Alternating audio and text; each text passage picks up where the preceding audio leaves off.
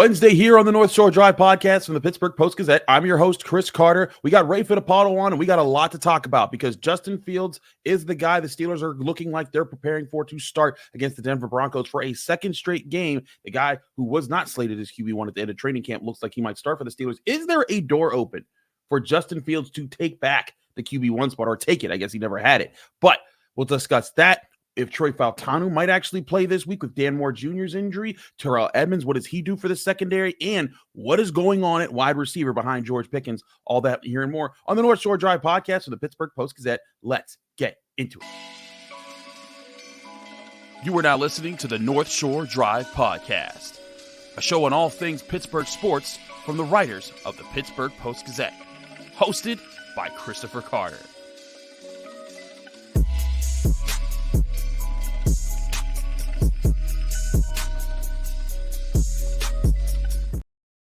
Hello and welcome to the North Shore Drive podcast from the Pittsburgh Post-Gazette. I'm your host, Chris Carter, joined by one of our great Steelers beat writers, Ray Fittipaldo. And as always, you can find the show on your favorite podcasting apps and on YouTube. Like this video if you enjoy it. Subscribe to this YouTube channel to get all of those Monday, Wednesday, Friday episodes of the North Shore Drive podcast, as well as the bonus content that we have all across every day from all of our writers here at the Pittsburgh Post-Gazette. Ray, big news out of the Mike Tomlin Tuesday press conference. You and Jerry broke it down to say, to go over what he said, basically saying the team is preparing as if Justin Fields is QB1 moving forward. But I want to expand upon this, Ray, because you and I and Jerry and Brian, we all talked about how, hey, there's a quarterback competition in training camp, but the problem is the competition is Russell Wilson is starting with 3/4 of the way through the race, and Justin Fields is starting at way back at the start line, has to run a whole mile. So, it was a race, but Russell Wilson had a clear advantage over Justin Fields and won that race. Right. However, Russell Wilson has missed most of training camp, most of the preseason, and now missed game one. And Mike Tomlin acknowledged he's not expected to practice fully on Wednesday, and he's not sure if he'll be able to practice fully on Thursday. Right. And that leaves me to ask you, Ray, is this opening a door for Justin Fields to actually win the QB1 spot back? Or again, not back, but to win it? If he does well enough this week, and if this carries over another 1 or 2 weeks after that. Yeah, so I'll answer your question in two parts. Number one, what does a great Justin Fields game look like? Because I don't know about you, Chris, but I think Mike Tomlin is going to instruct Arthur Smith to play a conservative as long as he is the quarterback, because you lean on that great defense, and Mike Tomlin is probably sitting there telling Arthur this morning, we can win 17-14. We can win 20-17. Just don't turn the ball over. Have Justin play the way he did last weekend, and we'll be good. And why wouldn't you have that type of approach with the defense that they have and the way they played in the opening week? I mean, TJ Watt looks like TJ Watt. Cam Hayward came back and looked really good, I thought, in his first game of the season. So as long as the defense is playing like that, I don't think Justin Fields has to go out there and be Superman. I think you can throw for 150 or 175 yards. Don't throw any interceptions. Don't turn the ball over. And they probably win this week in Denver. Now, the second part of the answer is, when is Russ Wilson going to be healthy? It's 6 weeks now. We could sit here and say, yeah, Russell Wilson's the starter when he's healthy, but do you have any indication? Because I sure don't, about when that's going to take place. So, the door is definitely open for Justin to win this job, but I think it has more with Russell Wilson's health than anything else at this point. I also thought it was interesting how Mike Tomlin twice was asked if Russell Wilson was fully healthy, would he be starting quarterback? And Mike Tomlin both times responded, I don't deal in hypotheticals, which is a very football coach answer. But here's the thing, Ray. In all your years covering the Steelers with Mike Tomlin, if there was ever that question about Ben Roethlisberger when he was the starting quarterback, there was no, I don't deal in hypotheticals. Yeah, Ben's starting if he's healthy. Yeah, so, he would laugh at it. Yeah. Exactly. So, that he didn't just dismiss that question, at least raises the yellow flag in my mind that says, wait a second, something's a little different right now. Like there's something going on here. And I agree with you. What their game plan, they did not allow Justin Fields to throw to the middle part of the field. And like I know that's something that people complain about with Canada's offense. I absolutely think this was a part of the scheme. Was one, the Falcons have two very good safeties in Simmons and Bates. That's where they're going to line up. Keep it to the sidelines. Limit how many people can get in the way and cause turnovers. And again, like you said, let this elite defense go win it for you. And by the way, I think that defense looked very elite this weekend and will look elite this year. But I'm kind of with you that at the same time, like, is that what you want at quarterback all season? Because that can win you against the Falcons, against the Broncos. Right. And you know what? It might actually win you most of this first half of this season. You got the Commanders, you got the Giants, you got the Jets who looked really bad. There might be a lot of the games, like maybe not the Cowboys, maybe not the Colts, but there's a lot of your games early on that you're playing teams that don't look so strong right now. And maybe that can get you through that. But are you going to need the Russell Wilson that you think that you have by midseason when you get to the AFC North, you get to the Chiefs, the Eagles? I think that's a big question for the Steelers right now. And maybe that's part of Mike Tomlin's calculus. He's not going to play Russell Wilson until he's healthy because he doesn't want that calf or that Achilles or whatever it is to be a season-long issue. So, maybe that's the approach that, they're going to take here with the quarterback situation. So it's not ideal for the Steelers to have, and I don't even want to label it a controversy, Chris, because I don't think it is. But at this juncture of the season, you want to have some clarity about your quarterback situation. Yes. And maybe they do in the locker room, but they don't from the outside perspective. So as soon as Russell is healthy and he's ready to go, I think that'll be the best course for the Steelers to take this season. But again, like we said at the top, I just don't have any good feel right now for when exactly that's going to be. I'm right with you. I don't know when that's going to be. And that's the other thing here. Like you said, like, what is the vision inside the Steelers locker room or inside the Steelers coaching office or front office for what this offense looks like when it's fully healthy and it's humming and it's going? Because my vision all year was that involved Russell Wilson, and he was running play action, and the run game was dominant, and he was hitting, deep balls, and he was able to move the ball, and they were staying on a pace. But I could also see a world where if Russell Wilson, like you said, let's say that he's held out for a month here, and there's about 4 games the Steelers get, and by that third or fourth game, now Justin Fields isn't just limited to the sidelines. Now he is throwing over the middle. He's connecting on more deep balls, and he's built a connection with Van Jefferson and Freiermuth and Darnell Washington, and they're moving the ball much better. And maybe they've scored 24, 28 points a couple times here. If that happens, do you think that changes the calculus of the quarterback situation, or do you think it would have to be something outstanding to have to change? If that Russell Wilson is QB1 for the Steelers. So in order for that to happen, they would have to have the confidence in Justin Fields that they would scheme that stuff up for him because, I suppose he can maybe put up 24, 28 points if there are some broken plays and, he makes a couple of plays. But if they're calling the game the same way that they did in Atlanta, then, I don't think it's going to happen. But, let's just play it out. Let's play the game. Let's say Justin Fields – let's say after a month, the Steelers are 3-1, and in the final 2 games of the month against the Chargers and the Colts, they put up 27 points in both games. At that point, Chris, it would be hard to go back to Russell Wilson. Don't you agree? Yeah. I know we're playing out hypotheticals here, but if Justin Fields is improving and they're scoring more, and the passing game looks better, maybe Freiermuth is more involved, or like you said, Jefferson, starts doing a little bit more, then that certainly could change their thinking there. But, I'm convinced as we sit here right now that again in Denver, we should point out the Broncos weren't very good in the opener. 231 yards of offense with Bo Nix in his first NFL start. I mean, what's the game plan going to be for the Steelers this week? Lean on the defense. Justin, don't turn the ball over. We're going to run the ball, and they're probably sitting there thinking they can win 13-10 this week after watching the Broncos game. So, I think the Steelers are going to have to start calling games in a different manner to get more production out of Justin Fields, and I just don't think that's going to come this weekend. I think that you're on the money there. I really do think that there's something going on that we'll have to keep a close eye on, and we will at the Post-Gazette, because we have people there every day at the facility watching things in practice, including today. So stay tuned at post-gazette.com for all your quarterback updates. But there's not just the quarterback position in question this week.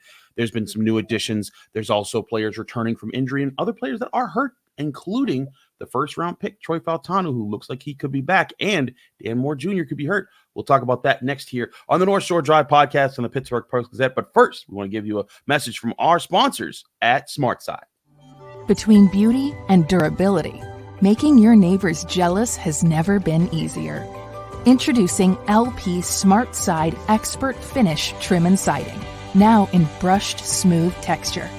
Available in 16 versatile colors, LP SmartSide Expert Finish products help create timeless designs and beautiful, longer-lasting dream homes. That's the beauty of brushed smooth.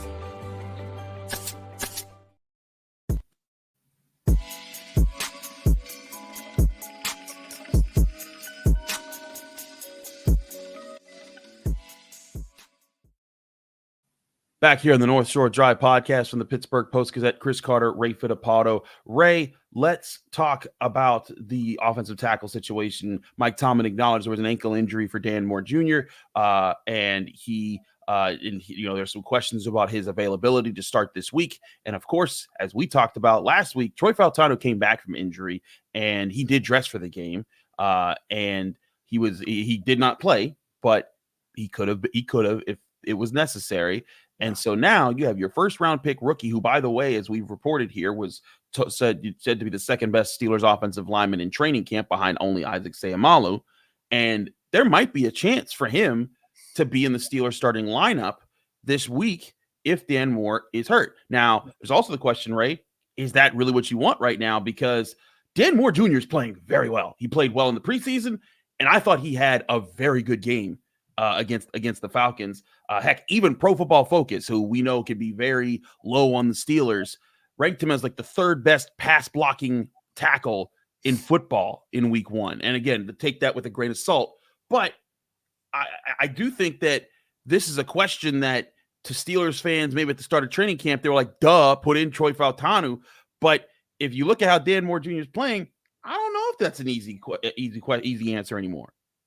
Yeah, so here's what I think it'll look like early in the week. And you mentioned it. Dan Moore likely limited early in the week. So obviously a lot of reps for Troy Fautanu at right tackle, and then they'll put Broderick Jones at left tackle, just in case that's the way it has to be on Sunday in Denver.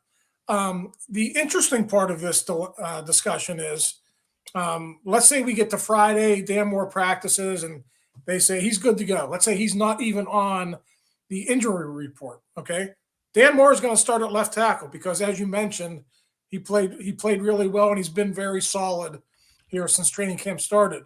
Then what do? Does Troy Fautanu step in at right tackle because he's healthy now, or do you still go with Broderick Jones at right tackle? So that would be very controversial among the fan base, probably not inside that building if Broderick Jones goes to the bench, but I think it's a very distinct possibility if Dan Moore does get healthy enough to play by the end of the week to be good to go against the Broncos. What do you think about what that would do for Broderick Jones, a guy who started the second half of last year, and I thought played pretty well the second half of last year? The Steelers went from having a non-existent rushing attack to having the second best rushing attack in the second half of last year.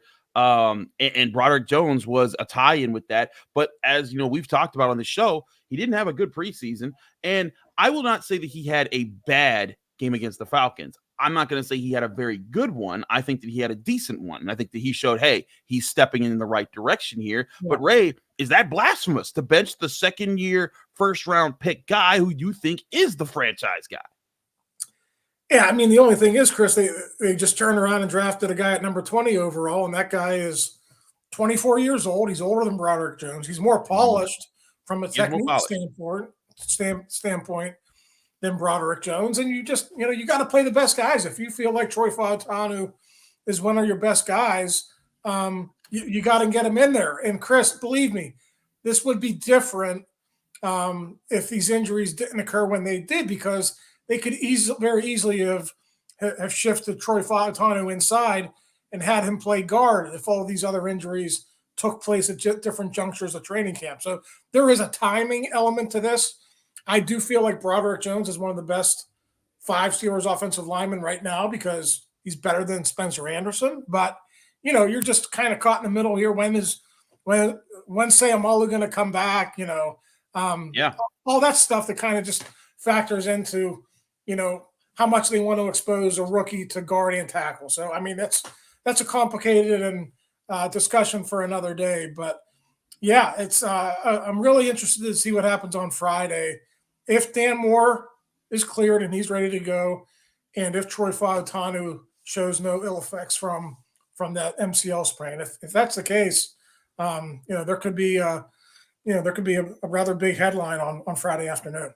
All these offensive controversies, Ray. Like, who's going to start? We don't know. It's crazy here in Pittsburgh, and that's just so unusual. But I think it's a little refreshing, and it's going to make it makes for a lot more to talk about in these shows heading into the week than just who are they covering? Cortland Sutton this week. But let's keep moving here, because the Steelers also made an addition this week, and that's Terrell Edmunds. And whereas that's not by itself, a huge needle mover, especially when people were like, what about punter? They added Corliss Waitman. He's going to be the guy there. What about wide receiver? Well, you actually have a point there. But Terrell Edmunds, I think, Ray, adds another veteran presence to this team that could, A, back up Deshaun Elliott if necessary, B, maybe he helps in the slot where Beanie Bishop didn't look terrible, but didn't also wow.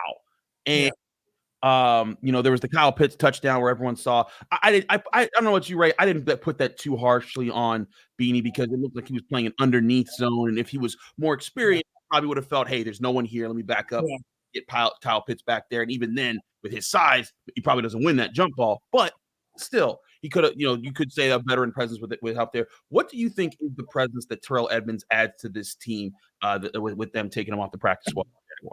Yeah, I just think they're a little bit inexperienced behind their starters, and they wanted more guys like Edmunds who have experience on their 53-man roster. So just in case there is an injury late in the week, they have a guy that they could lean on in a tough situation. So I know you were at the news conference like I was yesterday.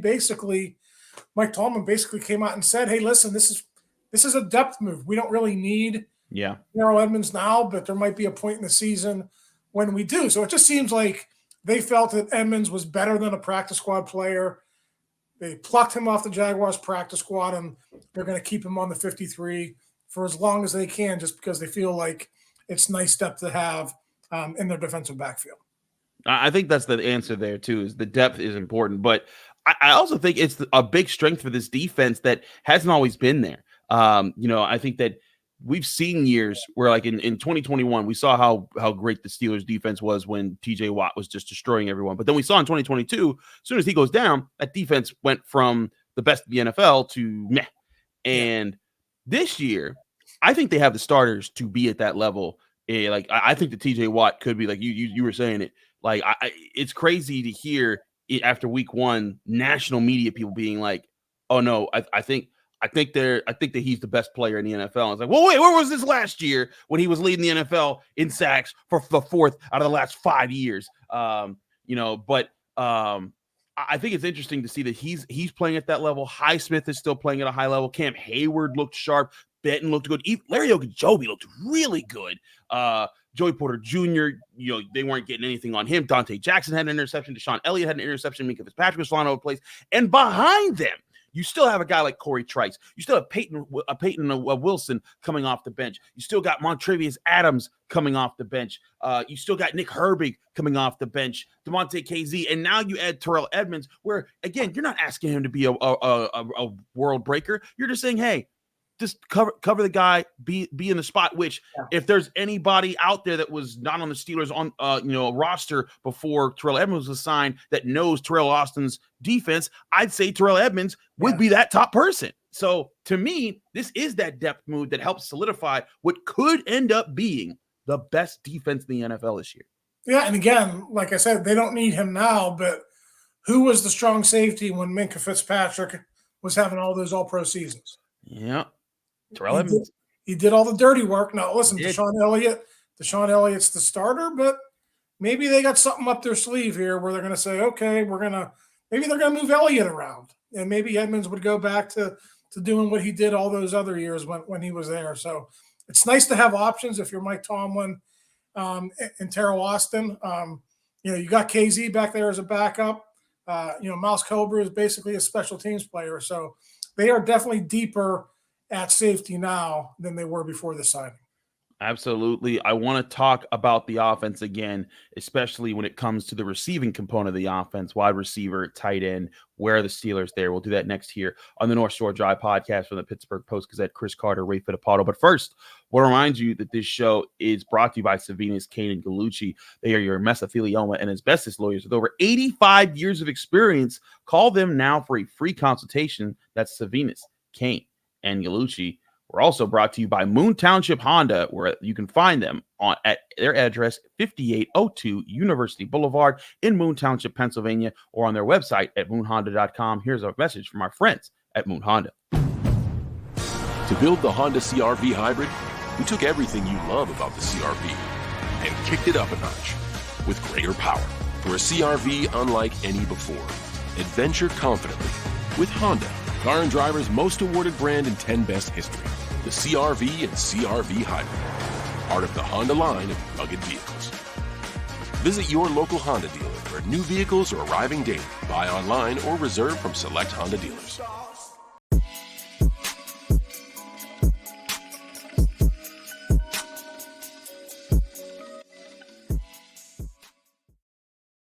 Back here on the North Shore Drive podcast from the Pittsburgh Post-Gazette, Chris Carter, Ray Fittipaldo. Ray, let's talk about this wide receiver room because it was George Pickens, and that's pretty much it on Sunday when it came to making plays in the passing game. Pat Freiermuth did catch 4 targets for 28 yards.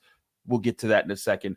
But I thought, Ray, I wasn't as disturbed, I guess not disturbed, but I wasn't as my alarm didn't go up about the Steelers receivers as much about their lack of production in the receiving game, as much as they were not producing in the run game or just simply blocking in areas. Not just the obvious play where Calvin Austin and George Pickens didn't block too well for Van Jefferson on a 3rd and 1 on a swing pass, and it got stuffed in space. But also, like, if you go and watch through the tape, there's several plays where, like, Van Jefferson was, just sliding down. All he had to do was just bump a guy, and he really couldn't even do that. Calvin Austin, that's not his role either.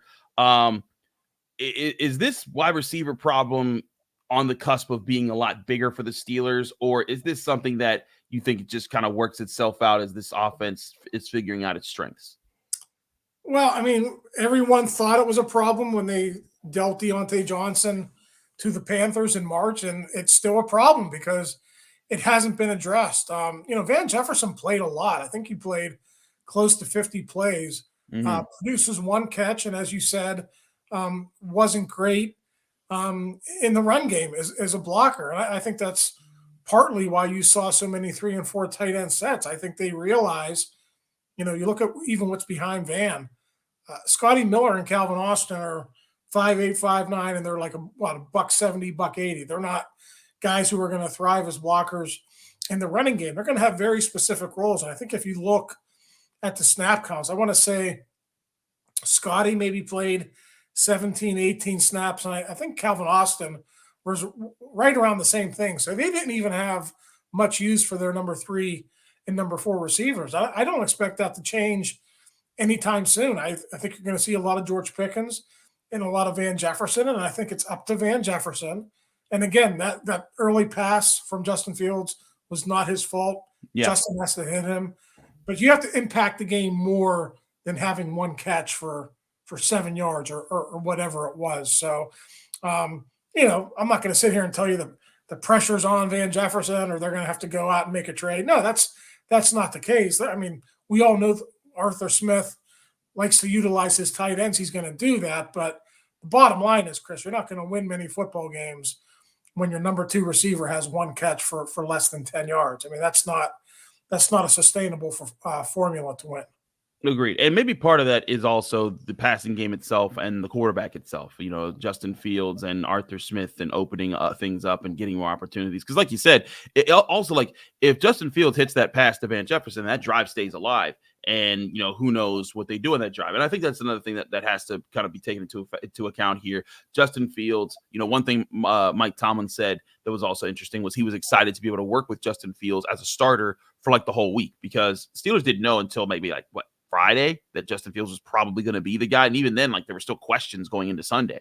So I think maybe that helps with game planning and just the rhythm and flow of the offense, even though Mike Tomlin said they wanted to be non-rhythmic with their calling. But I guess saying that they don't want to be predictable there. But I also think that, Ray, a big part of this offense, and I got to ask Mike Tomlin about this, it has been the tight ends, but not even in just the production standpoint of, if you look on the box score, because Pat Frymuth caught 4 passes for 28 yards. I think Darnell Washington caught a pass. I think Michael Pruitt caught a pass. I don't think Connor Hayward did, but bottom line, all those guys were minimal in the stat sheet. But when I look back at the film, Ray, I saw these guys blocking their butts off, especially Washington in the pass game. There were times he was shutting down guys one-on-one. Michael Pruitt and Connor Hayward were kind of both being used as dual H-back / extra tight ends. And I thought it was there was a bit of innovation on the part of Arthur Smith and how he was using these guys to move around the field and to be active blockers that could say, hey, go take on that linebacker in the hole, on this one play, but on this other play, go run this route over here and beat those guys with your quickness. Yeah, listen, game plans are going to change from week to week, but I was surprised at how much Pruitt played. I think Connor Hayward only played 5 snaps. I want to say Pruitt played over 30, maybe even approaching 40 snaps in that football game. And, maybe it just works out that he's the better blocker from an H-back perspective. And listen, maybe when the Steelers pass more, Connor Hayward would be involved more.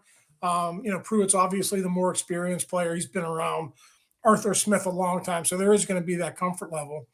But it's not a secret. They're going to use their tight ends. Washington is like an extra tackle.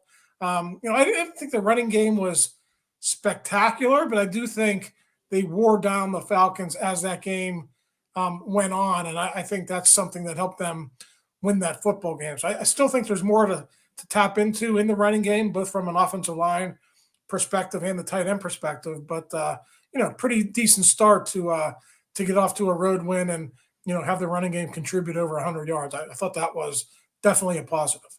And look, we've said all offseason, that's what the Steelers want to be, right? They want to run the football down your throats. They want to be able to beat you that way, but then play off of it. And I think that's another thing. The Steelers, they called play action at a pretty high clip, and Justin Fields performed pretty well when they did use play action in this game.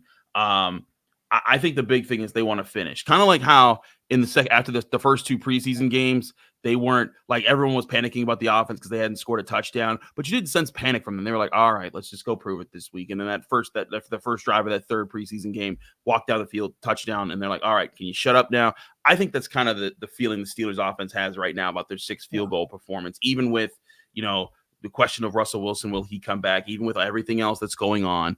Yeah. I do think I think that there's a confidence that hey, the Steelers know their direction. Even if you and I don't see it, even if the fans don't see it, it's about what they see. And I think that there's a confidence that they're going to be able to put it together, even with the questions behind Pickens at wide receiver and the questions at quarterback, the questions of who's going to start on the offensive line. I think Arthur Smith does have them pointed in a direction that they like. Yeah, I agree with you, but that doesn't mean this game against the Broncos is going to be easy. I think this is a game that they should win. But if you looked at that Seattle game, Chris, the Broncos opener, the Broncos defense had them in that game, midway through the 3rd quarter. It wasn't until Seattle kind of broke it open with a couple of big plays from their offense in the second half that kind of turned into a more comfortable win for the Seahawks. So I think the Broncos even had a lead early in the 3rd quarter in that football game. So the better part of that Broncos team is definitely the defense. So I think we could definitely see another low-scoring game. So my point is, don't get alarmed if you're in another slogger, on Sunday afternoon. I think this is a game the Steelers will find a way to win, but I don't necessarily think it's going to be a game where the offense goes off and scores 30 points either. What you mean? Don't be surprised about. So that's what they do. That's what the Steelers have been for like 3-4 years now. This is how they win football games, baby. But I do think that it's reasonable to expect, hey, that's who they're going to be. And listen, there's belief that this offense could get to a place where they're still playing these grueling games, but maybe at the end of the game they're up by 14 instead of 8. And that's a little bit more comfortable, and maybe it forces offenses to get a little more aggressive earlier. That allows guys like TJ Watt to pin their ears back, go after the quarterback, create more turnover plays. And again, something I've been pointing out. But say what you want about the Steelers scoring. Offensively, they possessed the football for 35 minutes of play. They were 4th in time of possession in week 1 in the NFL. If that continues, if just that continues while they don't drop off in other things, that's going to allow TJ Watt and Minkah Fitzpatrick and Cam Hayward and all the guys on defense to be fresh late in the games. And then if you're the Steelers, I think that I'd be very scared of that defense in that situation. That's who they want to be, right? Mike Tomlin said it yesterday, control the ball, run the ball. That's going to be their identity. And isn't it nice, Chris, that they have an identity early in the season? Because the talk in the locker room at the beginning of last season, they were trying to find themselves as, we have to find our identity. Well, at least we know what it is now. It might take a little bit of time for them to hit their stride, but they know exactly who they want to be this year. Absolutely. Heck, we were in the locker room in November and we were like, we're not sure about our identity just yet. That is not the question right now, and certainly a big factor. He's Ray Fittipaldo. I'm Chris Carter. We're both here at the Pittsburgh Post-Gazette. You've been listening to or watching the North Shore Drive podcast. Thanks so much for tuning in on your favorite podcasting apps and on YouTube. Like this video if you enjoyed. Subscribe to this channel to get all of our Monday, Wednesday, Friday episodes of the North Shore Drive podcast, as well as the daily content that comes out from the Pittsburgh Post-Gazette from all of our sports writers here. We'll be back Friday with more here on the North Shore Drive podcast, previewing Steelers and Broncos. Is there an update in the quarterback situation? Find out at the end of the week right here on the North Shore Drive podcast. Thank you for tuning in to another episode of the North Shore Drive podcast from the Pittsburgh Post-Gazette. If you watch this video on YouTube, please like the video and subscribe to our channel. For all the sports coverage from the Post-Gazette that we have to offer, visit post-gazette.com.